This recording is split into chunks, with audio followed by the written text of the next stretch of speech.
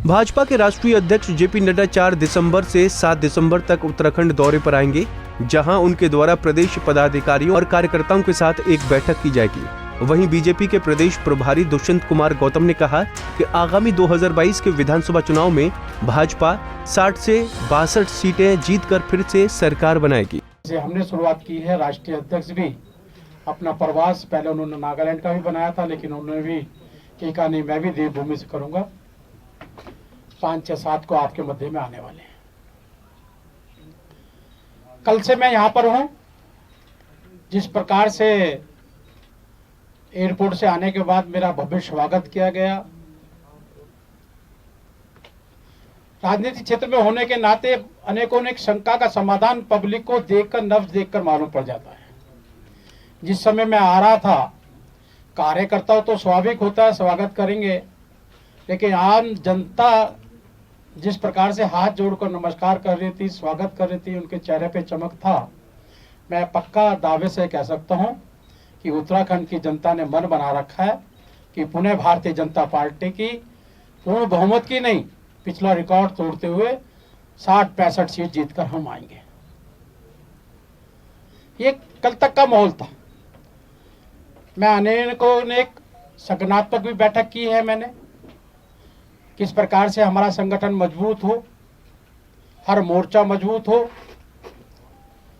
क्योंकि चुनाव एक प्रक्रिया के रूप में हम लेते हैं। हम इसको कोई ऐसा नहीं कि चुनाव आगे तो तैयारी करनी है। चुनाव हमारे लिए चुनौती भी है और अवसर भी होता है। सभी चीज़ों पे चर्चा करते हुए आज हमारे प्रदेश के अध्यक्ष बंशीधर जी ने, मैं बहुत खुश हूँ कि उन्होंने अच्छी कार्यशैली, अच्छा कार्य जो उनके नेतृत्व में चल रहा है, सबको साथ लेकर, जैसा अनेकों प्रांतों में भी कई बार दिखता है, लोकतंत्र प्रक्रिया है, लेकिन मुझे उत्तराखंड के अंदर सभी मिलकर, साथ मिलकर काम कर रहे हैं। मुख्यमंत्री जी के यहाँ भी हम गए, उनके विचारों से भी आदान प्रदान हुआ। सत्ता और संगठन का क्या सामंजस्य होता है, इसका एक अद्भुत उदाहरण उत्तराखंड में देखने के लिए मिला है। हमने आने वाले समय के अंदर 4 दिवसीय प्रवास है। आपको बता दें कि राष्ट्रीय अध्यक्ष अपने प्रवास कार्यक्रम में पहले दिन हरिद्वार में संतों से मुलाकात करेंगे और उसके बाद देहरादून में आएंगे। हरिद्वार का रहेगा, साधु संतों से मिलना होगा, साथ साथ शंकराचार्य जी, बाकी सभी से मिलना होगा, गायत्री परिवार भी वो जाएंगे।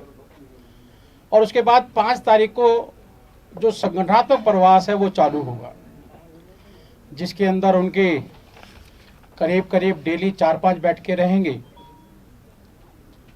13-14 बैठकें उनकी 3 दिन में होंगी। उसकी एक पूरी तैयारी के लिए हम अभी बैठे थे। उनके कुछ बिंदु मैं आपके सामने रखूंगा। पहला, मुख्यमंत्री और मंत्रिमंडल के साथ वो बैठेंगे, विस्तार से चर्चा करेंगे,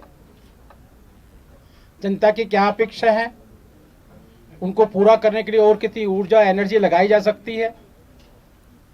उसके बाद महामंत्री संगठन अलग अलग बैठकें करेंगे, कोर कमेटी के साथ बैठक होगी, उसमें आगामी रणनीति बनाई जाएगी कि हम चुनाव में जा रहे हैं, क्योंकि सरकारी योजनाओं के साथ साथ चुनाव एक अलग रणनीति होती है। और साथ साथ जहाँ के प्रबुद्ध लोग जो हैं, जिनको आपके ये हमारी राजनीतिक भाषा में की वोटर भी बोलते हैं, कोरोना पीरियड चल रहा है, बहुत कोरोना योद्धा भी उसमें होंगे, उनसे भी वो मिलेंगे। सामाजिक, सांस्कृतिक, धार्मिक अनेकों संगठनों के प्रमुख लोग होंगे, उनसे भी विचार विमर्श कर देंगे, अपनी बातों का आदान प्रदान करेंगे। पहले दिन का इस प्रकार से रहेगा। दूसरे दिन फिर वह कार्यकर्ता और विभाग जो हमारे होते हैं, अनेकों विभाग हैं, IT सेल भी है, उसके अंदर मोर्चे भी हैं, सभी से चर्चा करेंगे, अलग अलग बात करेंगे कि हम कहाँ खड़े हुए, कहाँ हमें जाना है।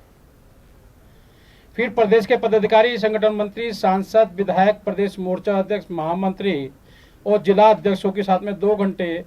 दरअसल आगामी 2022 के विधानसभा चुनाव को लेकर 5 दिसंबर से उत्तराखंड के 3 दिवसीय दौरे पर जेपी नड्डा आएंगे। इस दौरान वो 14 अलग अलग बैठकें करेंगे। जेपी नड्डा चुनाव में जिन क्षेत्रों में भाजपा का प्रदर्शन निराशाजनक रहा। उन क्षेत्रों में संगठन की मजबूती को लेकर नड्डा रणनीति पर चर्चा भी करेंगे। पंजाब केसरी टीवी के लिए देहरादून से कुलदीप रावत की रिपोर्ट।